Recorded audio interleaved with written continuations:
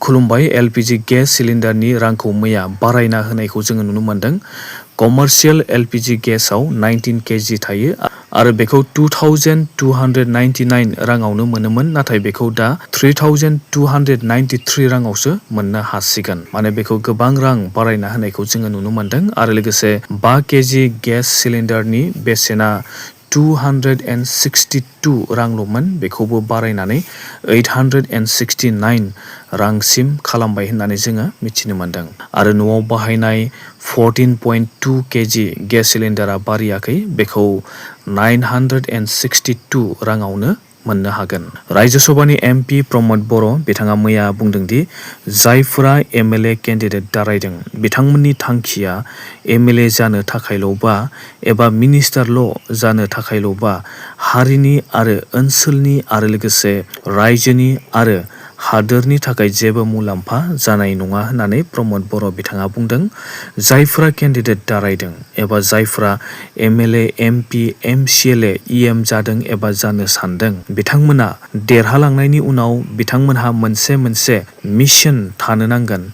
गिदिर मिशन थानो नांगोन, रायजो जौगानायनि मिशन थानो नांगोन, हारि जौगानायनि आरो ओनसोल जौगानायनि मिशन थानो नांगोन होननानै प्रमद बर' बिथाङा मैया बुंदों।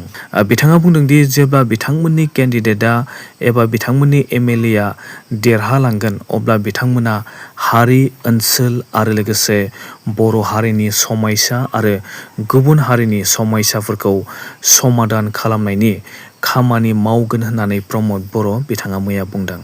आरो बे बारनि इलेक्शन रिजाल्टआव रिजनेल पलिटिकेल पार्टी एबा आनसलिक दोलो हिसाबै बांसिन केन्डिडेट देरहानानै रिजनेल पलिटिकेल पार्टी हिसाबै इउपिपिएल पार्टीयानो सेथि नाम्बाराव थागोन होननानै प्रमद बर' बिथाङा मैया बुंदों। आरो लोगोसे तामुलपुर समस्तियाव गावखौनो देरहागोन होननानैबो बिथाङा मैया बुंनानै लादों। आथिखालाव जायफोरा एमसिएलए, इएम चेयारमेन, टिसिएलसिसि चेयारमेन जादों बिथांमोननि थांखिया ओनसोलखौ जौगाहोनाय ना गावनि न'खरखौ जौगाहोनायनिल' थांखि लादों एबा मिशन लादों, नोंथांमोना कमेन्ट खालामनो दाबाव। बिटिसिनि चिफ हाग्रामा महिलारि बिथाङा मैया एमएलए इलेक्शननि रिजाल्टआ मा जागोन बेखौ लानानै बिथाङा मैया बुंदों।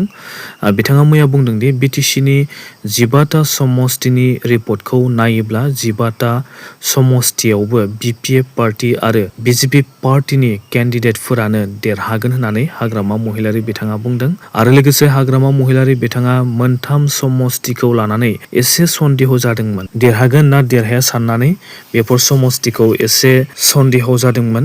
आरो बेफोर समस्तिनि मुङा जाबाय पर्बत जरा समस्ति, बिजनी समस्ति आरो तामुलपुर समस्ति। बे मोनथाम समस्तियाव एनडिए नि केन्डिडेटफोरानो देरहागोन आरो 4000 डिफारेन्सआव देरहानो हागोन होननानै हाग्रामा महिलारि बिथाङा मैया बुंदों। मानोना बिथाङा रिपर्टखौ नायनानै हमनो हाबायदि बे मोनथाम समस्तियावबो बिथांमोननि एनडिए आनो देरहागोन होननानै हाग्रामा महिलारि बिथाङा बुंदों।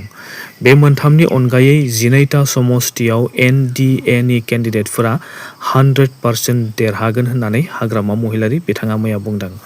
आरो लोगोसे आसामाव एनडिएआ 80+ सिट देरहानो हागोन होननानैबो हाग्रामा महिलारि बिथाङा मैया बुंदों।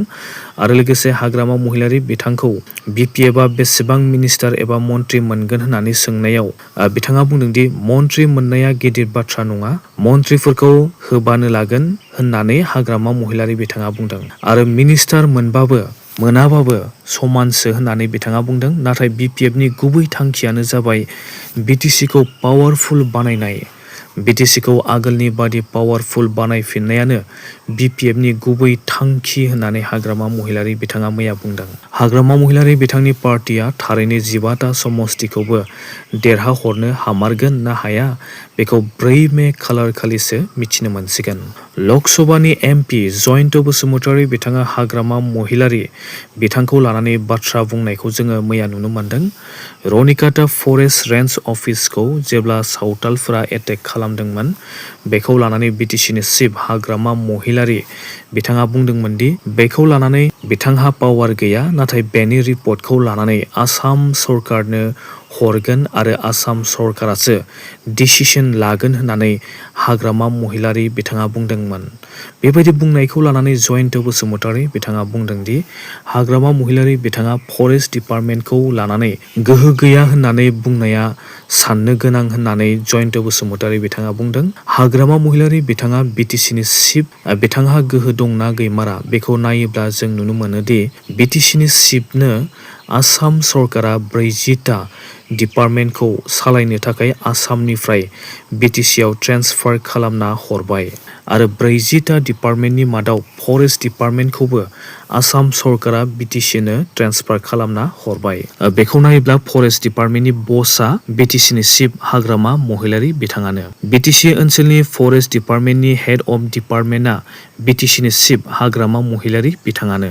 बिटिसिनि चिफआनो बिटिसि ओनसोलाव फरेस्ट डिपार्टमेन्टनि स्टाफ आरो अफिसारफोरखौ मेनेज खालामनो हानाय गोहो दङ आरो फरेस्ट डिपार्टमेन्टनि थाखाय बिटिसिनि चिफआ रुल एबा आयेन बानायनो हायो जुदि बे रुलआ कन्स्टिटिउसन एबा नेशनेल ल'नि एगेन्स्ट नङाब्ला आरो आयेनखौ बानायनो थाखाय गभर्नर अफ आसामनि सिगनेचार गोनांथि जायो। बेखौ नायोब्ला फरेस्ट डिपार्टमेन्टखौ हाग्रामा महिलारी बिथाङा कन्ट्रल खालामनो हानाय गोहो दङ। हाग्रामा महिलारी बिथाङा इभेक्सन खालामनो हानाय गोहो दङ 6 शेड्युल एरियायाव। नाथाय बेनि थाखाय गोबां आसाम पुलिसनि गोनांथि जागोन आरो बेनि थाखाय आसाम सरकारनि हेफाजाबनि गोनांथि दङ आरो लिगेल प्रसेस खालामखांनायनि उनावसो इभेक्सन खालामनो हायो। नाथाय बिटिसिनि सावथालफोरखौ हाग्रामा महिलारी बिथाङा इभेक्सन खालामगोन ना खालामा आरो बेयाव हाग्रामा महिलारी बिथाङा सापर्ट खालामगोन ना खालामा बेखौ जों उनावसो नुनो मोनसिगोन। हाग्रामा महिलारी बिथाङा गावनि पलिटिकेल पार्टिनि मुलाम्फानि थाखाय सावथालफोरखौ होखारनाय नङा नामा बेखौ जों उनावसो नुनो मोनसिगोन। मैया बड'फा उपेन्द्रनाथ ब्रह्मनि 36थि रुंसारि सानखौ बर'फोरनि गासिबो आफादफोरा फालिदों। बर'नि बिफा उपेन्द्रनाथ ब्रह्म बिथाङा ब्लाड केन्सार जानानै थैनाया 36 बोसोर जाबाय। बिथाङा 34 बोसोर बैसोआवनो रुंसारि जानो गोनां जादोंमोन। बिथांनि सोलोंथाइनि डिटेल्सखौ आं बुंनो सानदों मानोना आथिखालनि फरायसाफोरा बिथांनिफ्राय सोलोंनो गोनां दङ। बिथाङा 1963 मायथाइयाव मकरापारा एलपि स्कुलाव फरायदोंमोन। बिथाङा मेरिट स्कलारशिप लानानै एलपि स्कुलखौ 1968 मायथाइयाव पास खालामनो हादोंमोन। जेब्ला उपेन्द्रनाथ ब्रह्म बिथाङा एमइ स्कुल फरायबाय थादोंमोन बे समाव बिथाङा स्पिच एबा बिबुंथिखौ इंलिसावसो होयोमोन। बिथाङा दतमा एमइ स्कुलनिफ्राय एमइखौ कमप्लिट खालामनायनि उनाव हाइ स्कुलाव फरायनाय समाव बिजाबफोरखौ बायनो हाजोबाखैमोन मानोना बिथांनि नखरा जोबोद गोरिबमोन। बेनिखायनो बिथाङा दतमानि उइकलि बाजाराव बिजाब फानग्रानि बिजाबखौ फरायनो सप्ता मोनफ्रोमबो बाजाराव थाङोमोन। बिथाङा हाइ स्कुलाव फरायबाय थानाय समावनो 1973 मायथाइयाव बिथांनि बिफाया थैयो आरो बे समाव बिथांमोना आरोबाव खस्थ'सिन जानो गोनां जायो। अब्लाबो बिथाङा 1975 मायथाइयाव मेट्रिक एग्जामखौ फार्स्ट डिभिजनाव पास खालामो आरो लोगोसे जेनेरेल मेथ्स आरो एडभान्स मेथ्सआव बिथाङा लेटार लानानै मेट्रिक एग्जामखौ पास खालामनो हादोंमोन। बिथाङा क्लास 10आव फरायबाय थानाय समावनो एम अफ लाइफ मुंनि आर्टिकेल लिरदोंमोन। बेनि उनाव बिथाङा कटन कलेजाव PU-खौ साइन्स स्ट्रिमनिफ्राय फार्स्ट डिभिजन मोनदोंमोन आरो बिथाङा फिजिक्सआव लेटारबो मोननो हादोंमोन। बेनि उनाव बे कलेजनिफ्राय फिजिक्स अनार्स लानानै BSc-खौ पास खालामो आरो बिथाङा फिजिक्सआव MSc-खौ गुवाहाटी इउनिभार्सिटिनिफ्राय पास खालामो। बेनि उनाव बिथाङा आरोबाव क'क्राझार कलेजनिफ्राय बिथाङा BA पास खालामो। बिथाङा थैनाय समाव ल' स्टुडेन्टमोन। बिथाङा गोबां खैफोदनि गेजेरजोंबो बिजाब गैयाबाबो फरायनायाव उन्दैनिफ्रायनो मोजांमोन आरो लोगोसे उपेन्द्रनाथ ब्रह्म बिथांखौ मडार्न बड' कमिउनिटिनि आर्किटेक्टबो बुंनाय जायो।